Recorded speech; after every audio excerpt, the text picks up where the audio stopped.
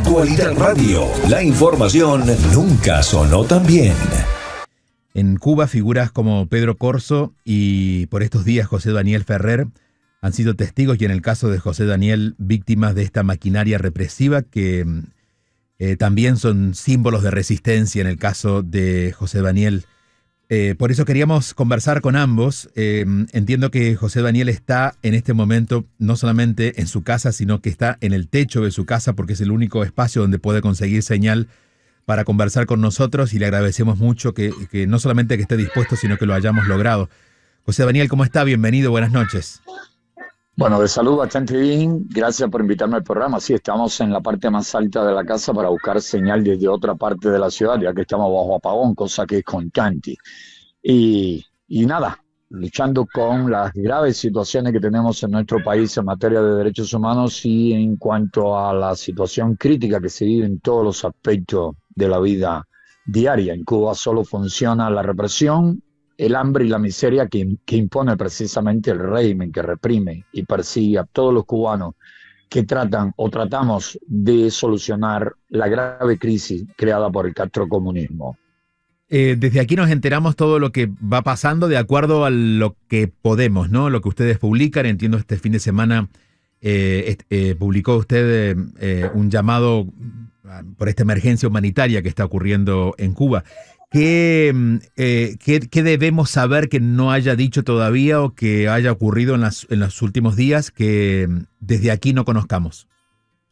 Sí, cómo no. Hoy no hemos podido publicar casi nada, solo un post en X por la mala conectividad, ¿no? Que nos impide publicar vídeos, publicar fotografías y textos largos. Hoy hemos tenido un día ya el sexto del cerco en torno a nuestra sede principal acá en Altamira, Santiago de Cuba, para evitar nuestro activismo social a favor de personas que viven en la más extrema pobreza, ancianos, madres, enfermos, que vienen en busca de nuestra ayuda. Hoy la mitad del personal de los colaboradores que tenemos aquí, una veintena, entre los que trabajan en la cocina, los que nos ayudan a comprar, los que nos ayudan a buscar carbón y esas cosas, la mitad no vino porque fueron citados por la policía política para las 8 de la mañana y parece que lo retuvieron durante todo el día porque ni siquiera hemos sabido de ellos o los han intimidado. La mitad no vino, pero también disminuyó enormemente el número de personas que vino en busca de alimentos. Ya la semana pasada, el martes pasado, llegamos a tener un número superior a los 1.000. Ya estábamos en los 1.280 personas que venían en busca de alimentos acá, y hoy, hasta el momento, solo hemos podido dar alimentos para 406 personas. Es decir, que la represión, este terrorismo que el régimen está implementando con su policía política, con la PNR y con otros cuerpos represivos, le está dando resultados. Ese tipo de terrorismo da resultado durante un tiempo. Llega el momento en que los pueblos se cansan, el hambre es demasiada, la opresión muchísima, la represión también, y las personas se van cansando, y un buen día el terrorismo de Estado deja de funcionar y no hay quien para ese pueblo que decide decir basta y comienza a luchar por lo que le niegan, por los derechos que le pisotean y contra el hambre y la miseria que le imponen. Después de tantos arrestos, maltratos, tanta adversidad como la que está contando, ¿qué lo mantiene en pie? Supongo la respuesta, pero quisiera escucharla de usted. Hace muchos años, tenía yo 18, 19 años, me propuse de que mi mayor objetivo sería ver a Cuba libre, democrática, justa, próspera, aliada de los Estados Unidos, aliada de todo Occidente, de la Unión Europea, de Reino Unido, Noruega, Australia, Japón, Corea del Sur, Nueva Zelanda. Y como esa siempre ha sido mi meta durante los años, ese deseo de conquistar esa meta, de luchar por ese objetivo, se ha venido consolidando, y cuanto más me han encarcelado, cuanto más me han reprimido, cuanto más me han torturado, cuanto más ha tratado el régimen de sacarme de Cuba, pues ese compromiso se ha consolidado, se ha fortalecido mucho más. Y luego, al ver que no solamente la cuestión es de derechos civiles y políticos, sino también de derechos sociales, económicos y culturales, porque el régimen está matando a nuestro pueblo de hambre, el régimen está matando a nuestro pueblo por la falta de medicina, de atención médica, de la debida atención médica para los enfermos, las personas que necesitan de adecuada atención médica. El régimen ha empobrecido a Cuba como nadie nunca en su historia la había empobrecido.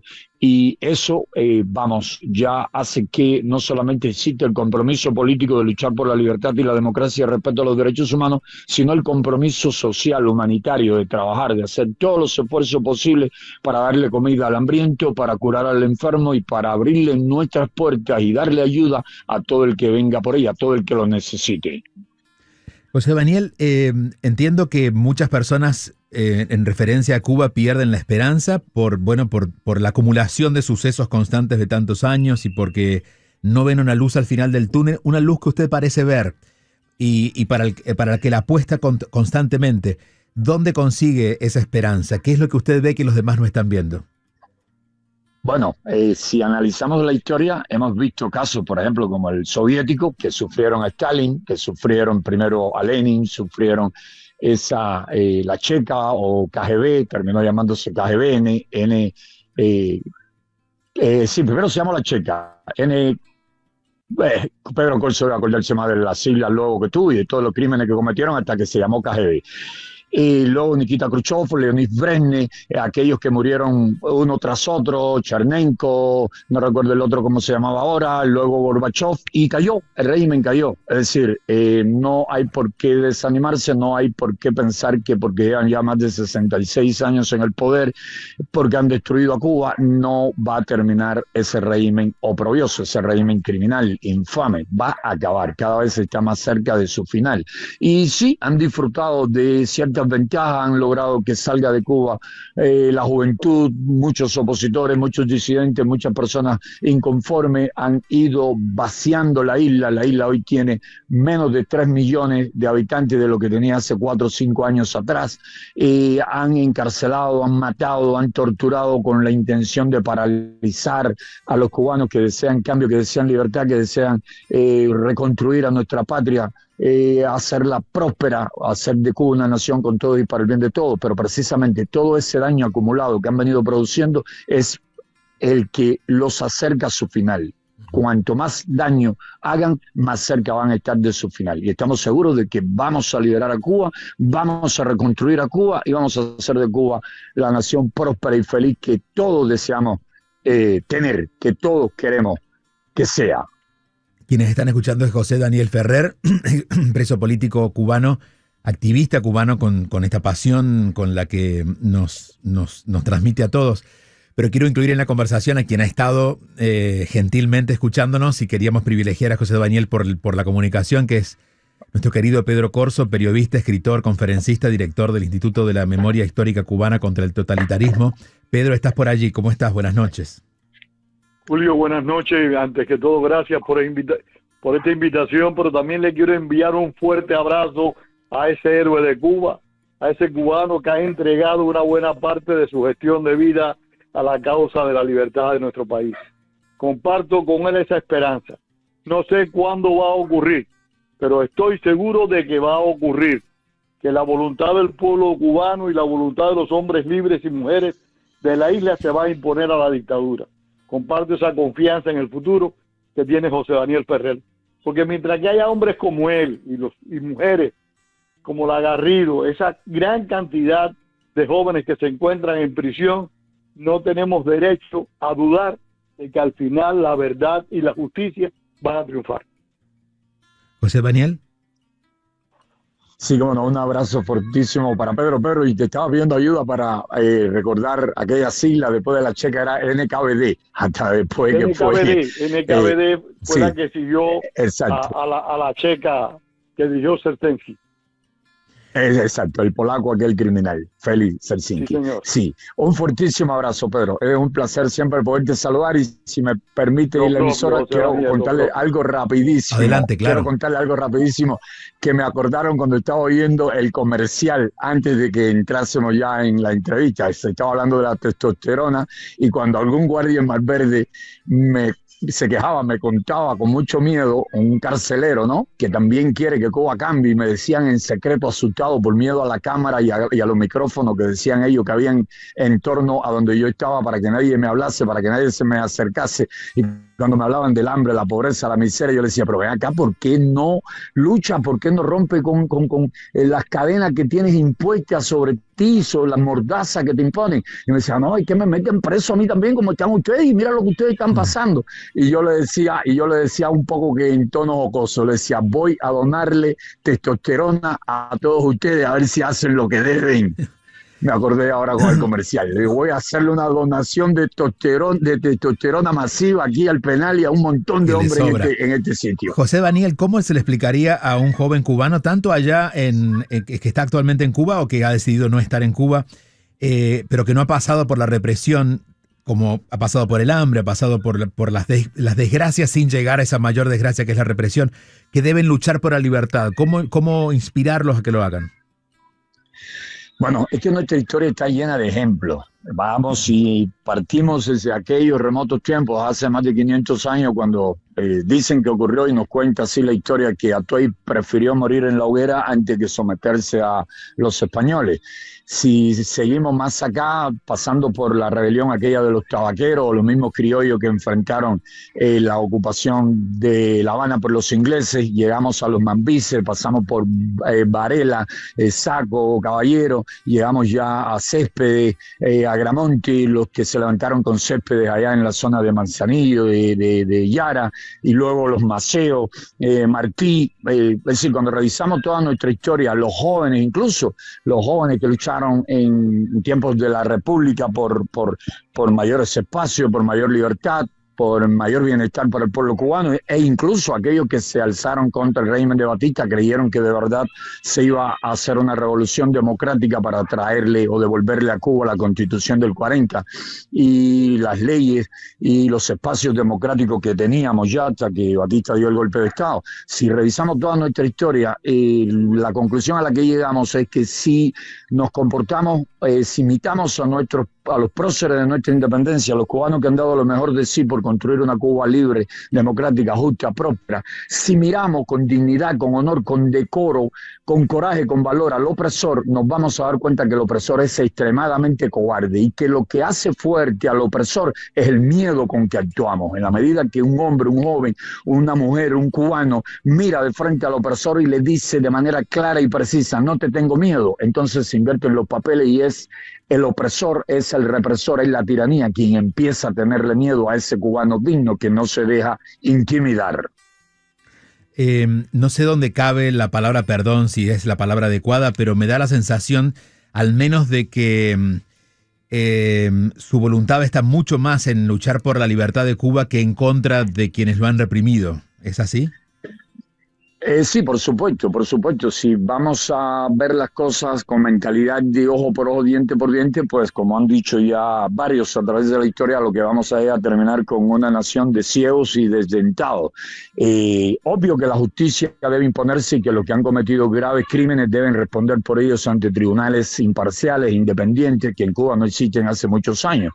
Los tribunales en Cuba ahora son un apéndice, son un cuerpo controlado completamente por el Partido Comunista y hacen la voluntad del Partido Comunista y de su policía política. Los que han cometido graves crímenes tendrán que responder por ello. Pero si vamos a estar pensando que todo el que ha servido a la tiranía debe ser castigado o condenado por ello, pues la mitad de la población va a tener que ser castigado o condenado, y cuidado si no más, porque de una u otra manera tan culpables son los de la cúpula del régimen que oprimen y explotan al pueblo cubano como quienes se han dejado usar como instrumento para esclavizar al pueblo, como también el pueblo que lo ha aguantado durante tantos años.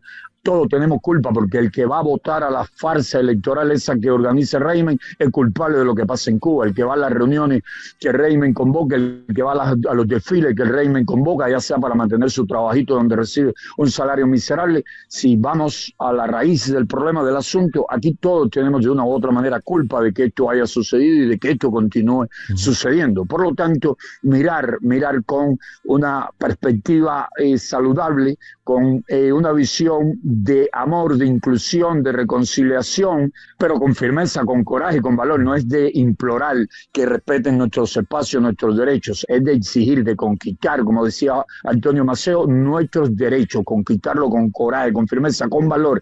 Y el perdón es el perdón del grande, del que dice, mira, te prestaste para seguirle el juego a la tiranía, pero te perdono, vamos a reconstruir a Cuba, te necesitamos, Cuba te necesita para salir adelante, para sacar a Cuba del hambre, de la miseria, de la situación de atraso, de terrible atraso en que el régimen ha sumido a Cuba. Repito, eso no significa que no haya justicia, que el que mató, que el que torturó, que el que causó graves daños no tenga que responder por eso.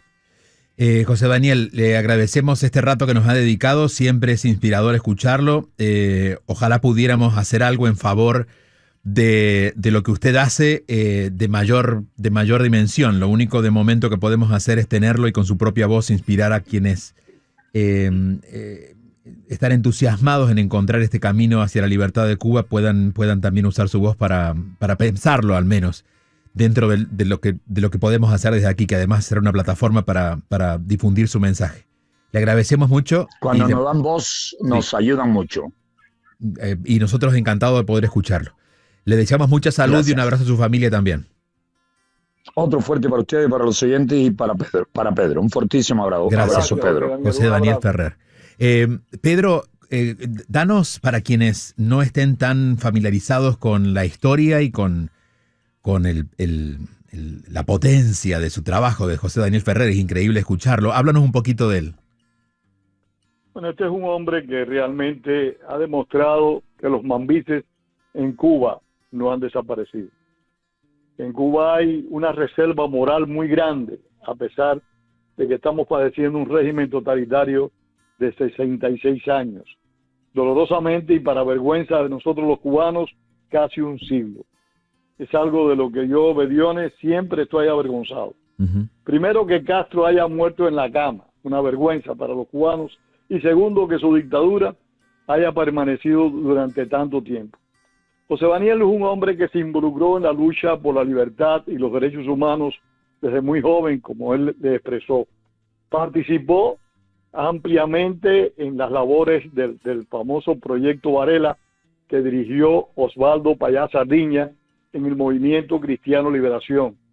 Cayó preso en la llamada Primavera Negra del año 2003, cuando Castro decidió apresar a un número importante de periodistas, bibliotecarios independientes, de hombres que reclamaban respeto a la dignidad humana, de mujeres que solo lo que hacían eran actos de solidaridad y de apoyo y respaldo a los prisioneros políticos. Él se involucró en esa gestión, cayó preso junto con otros 75 compatriotas, entre ellos Zapata Tamayo, a quien ustedes saben que falleció en una huelga de hambre de varios días, 75 días para ser específico. Sobre Zapata Tamayo hicimos, por cierto, en el Instituto de la Memoria Histórica Cubana contra el Totalitarismo, un documental que su radio escucha lo pueden encontrar en las redes, en YouTube. Está ese documental de Wenceslao Cruz. Y en fin, José Daniel ha sido un hombre sacrificado, entregado, ha estado numerosas veces en prisión, siempre ha sido maltratado, nunca vejado, nunca humillado, porque su entereza moral realmente es muy sólida, es ejemplar. Pero sí ha sido maltratado en numerosas ocasiones, ha sufrido prisiones muy cruentas, muy crueles, y nunca han logrado doblegarlo. Para mí eso es muy importante. Nunca ha hecho concesiones de principios, concesiones de valores morales. Lo acabamos de escuchar, está en Cuba, donde la represión no cesa, y ese hombre ha atacado con toda firmeza, con toda rudeza al régimen totalitario. ¿Todavía hay algo que te sorprenda de la capacidad de resistencia del pueblo en general y de personas como José Daniel? No me sorprende. Yo he conocido muchos hombres con este temple. Hay que tener presente que en Cuba el presidio político ha sido, tanto de hombres como de mujeres, el más numeroso en toda la historia de América Latina y posiblemente uno de los más numerosos en el mundo entero. Más de un centenar de cubanos han cumplido más perdona la reiteración, de 25 años en la cárcel. Santiago Díaz Bouza acaba de cumplir más de 30 años en la prisión. Mario Chanes de Armas, ya desaparecido, expedicionario del Granma y del Moncada, cumplió 30 años en la prisión. En fin, son muchos los cubanos y las cubanas. Cari Roque cumplió 18 años en la prisión. Son muchos los cubanos y las cubanas que han cumplido largos años de cárcel en las ergástulas comunistas del castrismo, como todos conocemos, muy crueles, muy vejaminosas, pero también hay otros muchos que fueron al paredón de fusilamiento gritando "Viva Cristo Rey". Yo he conocido muchos hombres, muchas mujeres de un gran valor personal, de una gran entereza moral, como las que nos muestra José Daniel Ferrer. Hoy en día se saben más, se conocen más. Bueno, en Miami, por supuesto, siempre el contacto ha sido mayor por la comunidad cubana, pero todavía da la sensación, cuando uno lee periódicos en el mundo, especialmente más hacia Oriente o incluso en Europa, que parece que no hubieran tomado conciencia de lo que pasa en Cuba, ¿no? Y siguen hablando del bloqueo y ¿crees que la comunidad internacional realmente está comprendiendo finalmente lo que está pasando en Cuba o aún todavía el discurso de las izquierdas sigue ganando adeptos? Más que el discurso de la izquierda, para mí lo que hace que del gobierno cubano, de su crueldad, se conozca poco, es la complicidad de la clase intelectual latinoamericana. Son muy pocos los intelectuales latinoamericanos que asumieron en su momento la crítica y el ataque a la tiranía castrista. Han sido muy pocos, han sido poquísimos, no sé si la palabra está bien dicha, pero muy pocos los políticos, los dirigentes sociales latinoamericanos que han demostrado obligación, solidaridad con el pueblo cubano. Ha sido mucho, Bediones, mucho más que la izquierda, que por supuesto ha gestado un gran manto protector sobre la tiranía. Han sido los intelectuales que se identifican como demócratas, como de derecha, los que han sido cómplices del silencio que se ha cernido por 66 años sobre la dictadura. A mí no se me olvida cuando Lula da Silva fue informado que había muerto Zapata en una huelga de hambre en la cárcel, en una cárcel camagüeyana, dijo públicamente que en Sao Paulo morían todos los días montones de presos políticos. Ese fue Lula da Silva, un hombre que no se presenta como comunista, sí, pero que ha servido, ha respaldado constantemente al régimen cubano. Y fue uno de los creadores, junto con Castro, de un aparato político que le ha hecho mucho daño al hemisferio, el Foro de Sao Paulo. Yo creo que la maldad ha sido muy grande.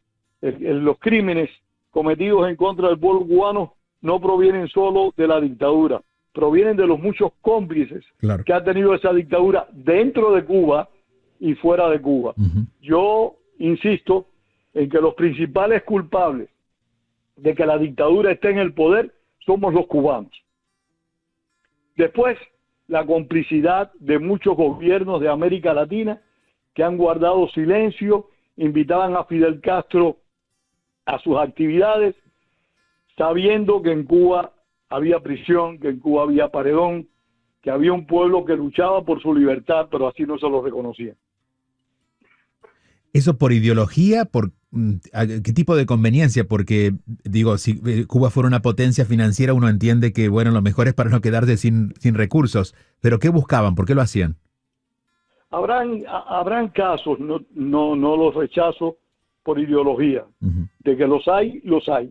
Pero muchos han sido porque es más cómodo, más tranquilo, mirar para otro lado y no buscarse problemas. ¿Por qué? Porque no se puede negar, y es algo que yo creo que debe enfocarse más en las comunicaciones internacionales y nacionales, y aquí las propias de Miami, la subversión que el régimen cubano auspició por décadas en contra no solo de los países latinoamericanos, sino también en muchos países del mundo. Hay que tener presente que el último ejército imperialista de habla hispana no fue el de España, fue el de Cuba, cuando mandó a millares de mercenarios a pelear en Angola, en Etiopía, en todos esos países.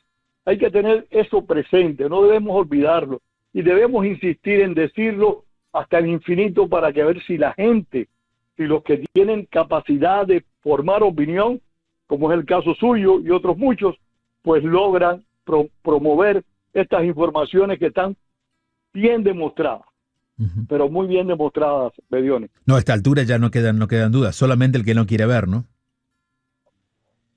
Así mismo, porque no hay peor ciego que aquel que no quiere ver. Pedro, como por eso siempre... Hace muchos años, sí. perdone usted, hace muchos años un cubano hizo un documental que se llamó Nadie Escuchaba, porque es que nadie quiere escuchar ni ver el dolor que ha padecido Cuba en estas más de 6 décadas. Pedro, como siempre, muchísimas gracias por darnos el tiempo y iluminarnos con su palabra. Siempre es un gusto. Las gracias a usted, Bediones, las gracias y siempre a su orden.